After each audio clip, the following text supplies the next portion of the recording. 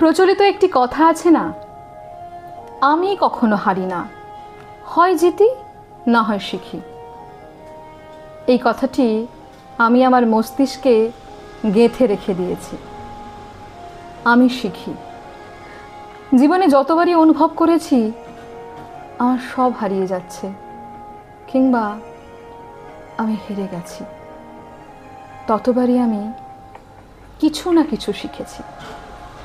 দুর্যোগ, সমসাময়িক সমস্যা, ঠকে যাওয়া কিংবা বিশ্বাস ভেঙে যাওয়া, এসব আমার জন্য নতুন কিছু না।